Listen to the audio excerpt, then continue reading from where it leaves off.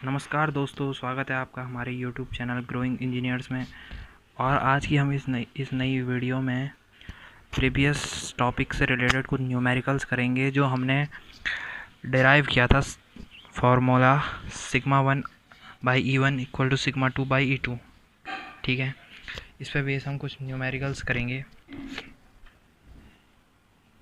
Question आपकी screen पर popup हो रहा होगा। A steel rod of 3 centimeter dia is enclosed centrally in a hollow copper tube of external dia 5 centimeter and internal dia 4 centimeter। हम पे दो चीज़ें दी हुई है, एक रॉड दी हुई है और एक ट्यूब दी हुई है। जो रॉड है उसका डाया है हम पे 3 सेंटीमीटर और जो ट्यूब है उसका एक्सटर्नल डाया है 5 सेंटीमीटर और इंटरनल है 4 सेंटीमीटर। ठीक है, उसके बाद जो ये दोनों एक कंपोजिट बार बनाएंगे तो इन दोनों पे जो लोड लगेगा वो है 45,000 न्यूटन एक्सियल में। ठीक है, और लेंथ है दोनों बार की 15 सेंटीमीटर। हमें डिटरमाइन करना होगा stresses in both rod and tube और लोड भी दोनों में फाइंड करना होगा।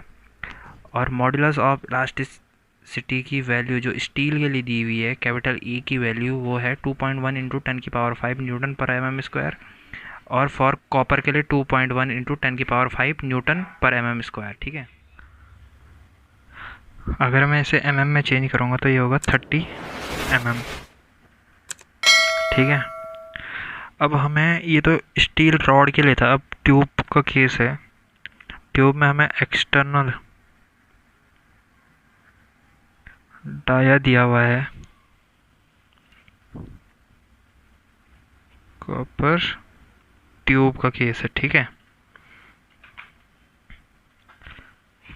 5 सेंटीमीटर दिया हुआ है। अगर मैं इसको mm में करूँगा तो 50 mm होगा ना। ठीक, उसके बाद एक इंटरनल डाया भी दिया हुआ है ऑफ कॉपर ट्यूब, कितना है 4 सेंटीमीटर। अगर मैं इसको mm में चेंज करूँगा तो ये होगा 40 mm। ठीक है, 40 mm हो गया। उसके बाद मैं स्टील के लिए भी और कॉपर के लिए भी दोनों के लिए एरिया फाइंड कर लेता हूँ। ठीक है, मुझे बाद में इनकी ज़रूरत पड़ेगी। सबसे पहले मैं एरिया ऑफ स्टील रॉड के लिए निकाल लेता हूँ। ठीक है, इसको मैं AS से दिखा लेता हूँ। फार्मूला होता है π/4 इंटू डाया का स्क्वायर। डाया का स्क्वायर मीन्स डाया है हम पे 3 सेंटीमीटर दिया हुआ है, mm में चेंज किया मैंने तो 30 mm स्क्वायर होगा।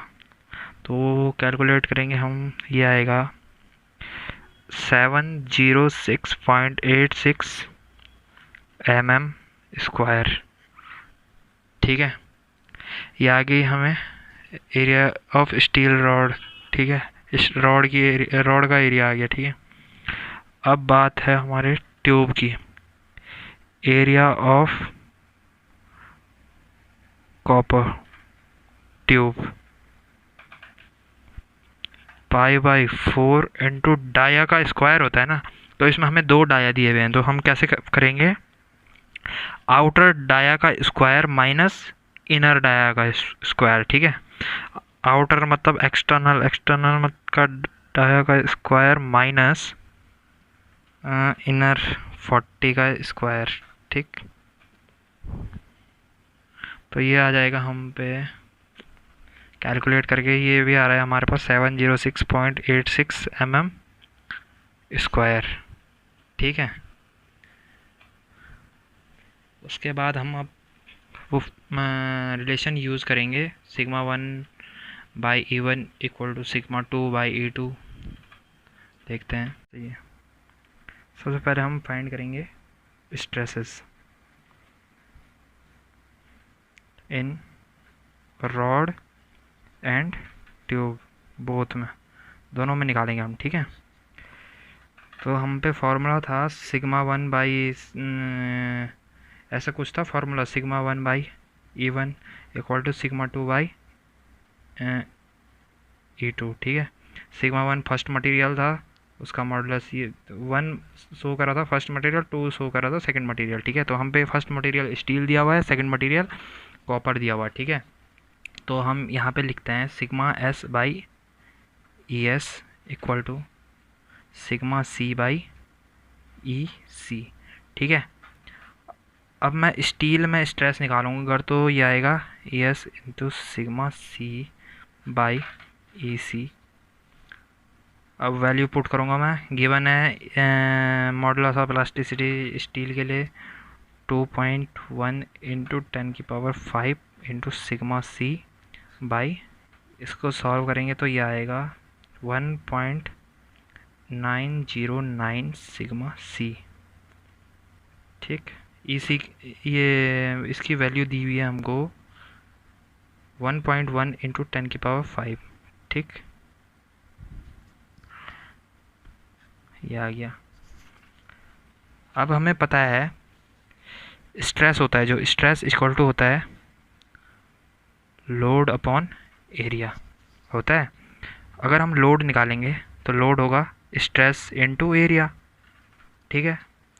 तो हमें लोड निकालना, टोटल लोड अगर निकालना है हमें, तो वो आएगा load on steel plus load on copper tube, ठीक है।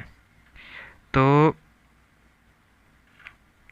अगर हम यहाँ पे स्टील की बात करें तो क्या आ जाएगा, अगर हमें लोड उसका निकालना है स्टील का, तो P S equal to sigma S into A S, यही होगा sigma S into A S. वैसे कॉपर के लिए आएगा जो, वो क्या आएगा sigma C equal to C upon A C, ठीक है। लोड कॉपर के लिए सिग्मा सी इंटू ए सी, ये आएगा। तो वो दोनों को हम ऐड कर लेंगे,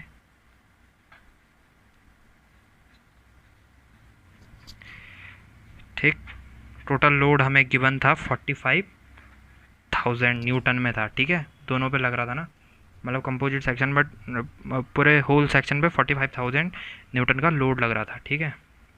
एक्सियल लो भी, तो ये आएगा 45,000 equal to sigma C, sigma S की वैल्यू हमारी ऊपर आई 1 पॉइंट, ये है ना 909 सिग्मा सी